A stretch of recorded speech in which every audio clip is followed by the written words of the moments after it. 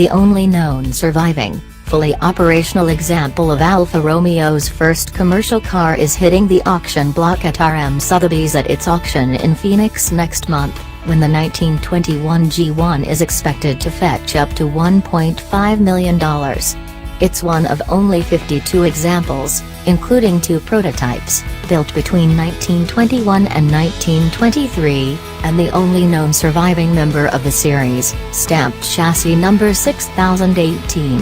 It spent many years on a remote farm in Australia, during part of which the engine was put to work powering a water pump, before undergoing a restoration sometime in the mid-1960s.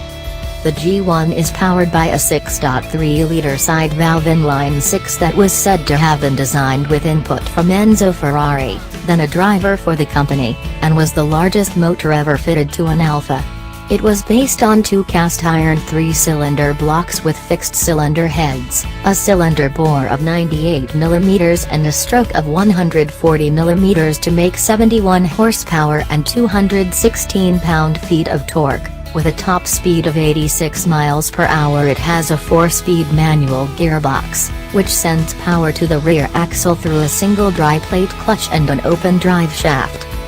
The G1 was built to support Alfa Romeo's racing activities and was marketed to the same upscale clientele as Rolls-Royce, Hispano-Suiza and others. A stripped-down version of the car won its production class at the Copa del Garda, according to RM Sotheby's, but the production version suffered for being an expensive fuel guzzler at a time of economic and political chaos in Italy following World War I.